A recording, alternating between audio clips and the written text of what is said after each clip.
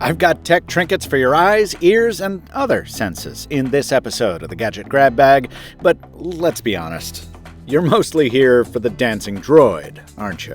Very strange. Very lovely. You asked for it. I'm Mr. Mobile, and this is your Gadget Grab Bag for August 2026.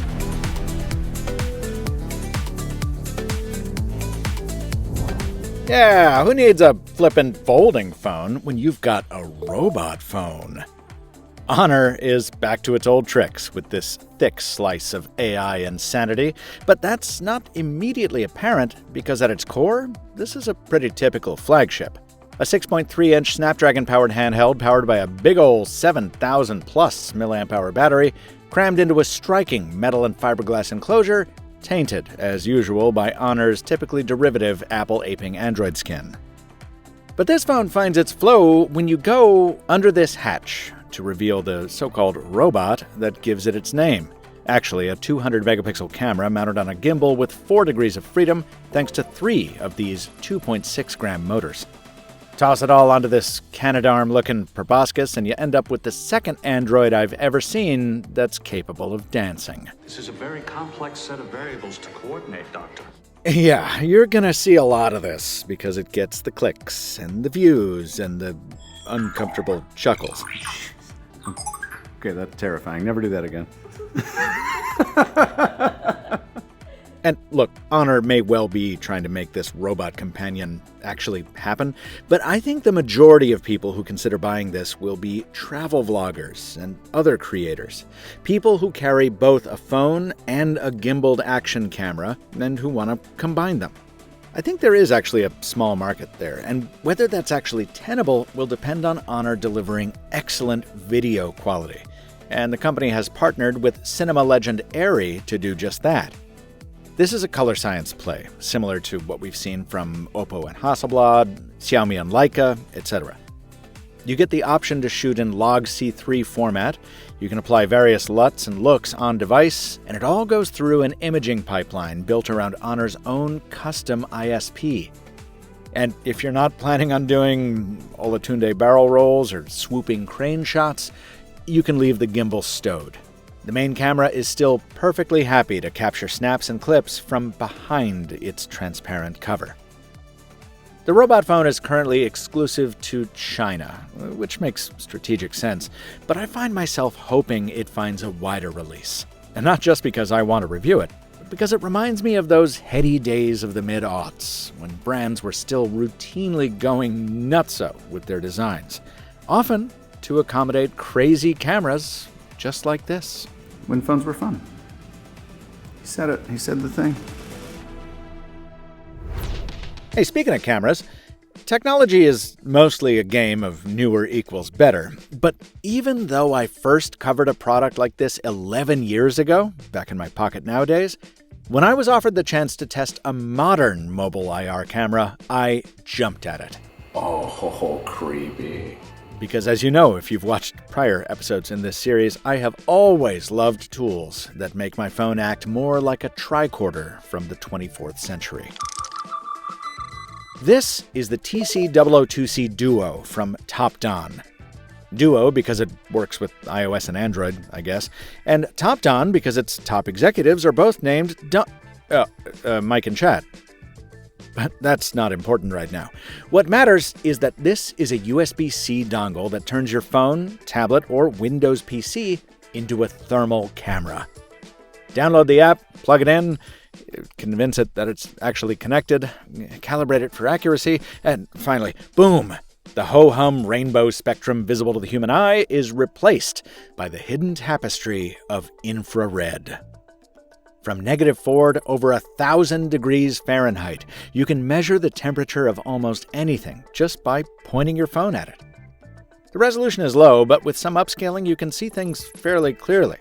Whether it's checking to see what cold brew coffee does to your IR selfies, determining how hot that candle really is, trying to find thermal inefficiencies in the rooms and hallways of your house or office, or just exploring the world around you through a new lens.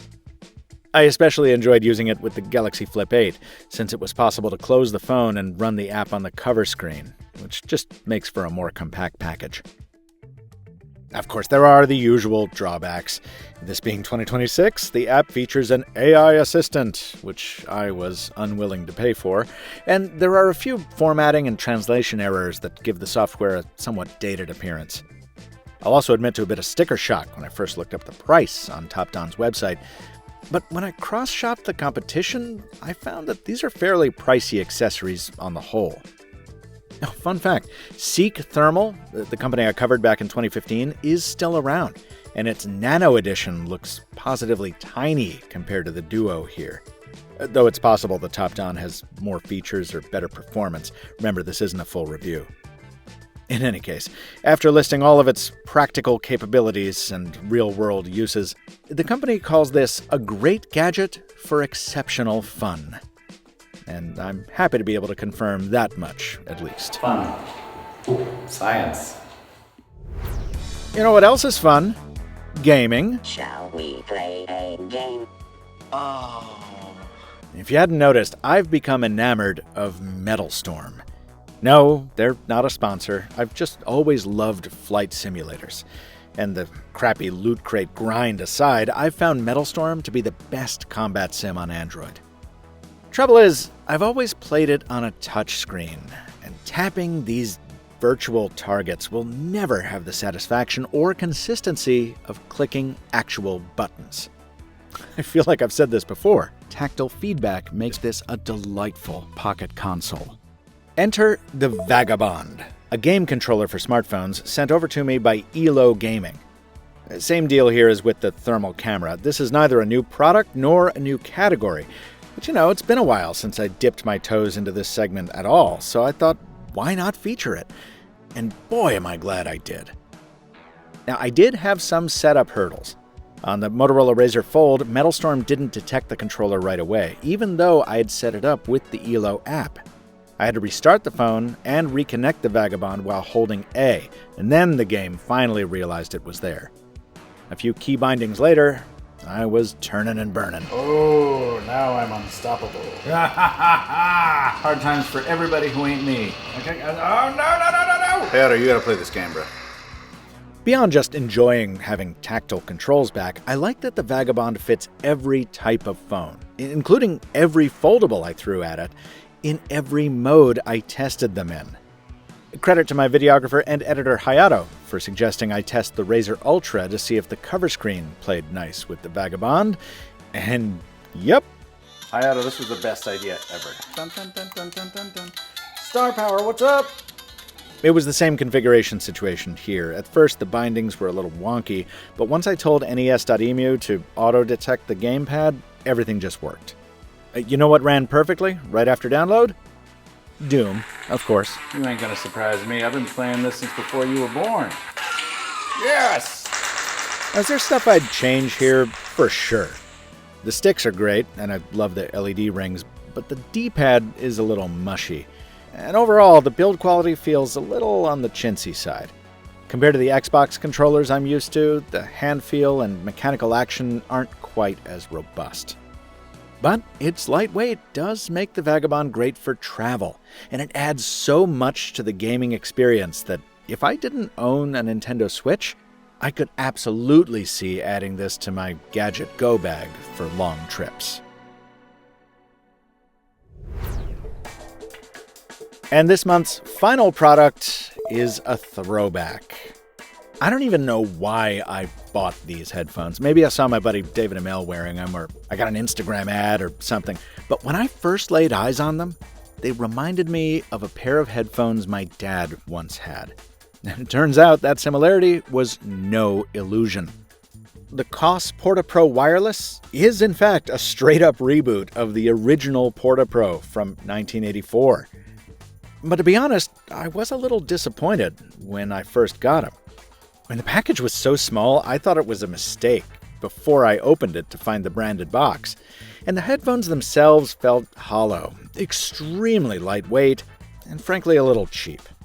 It's not just that I'm used to more substantial modern headphones.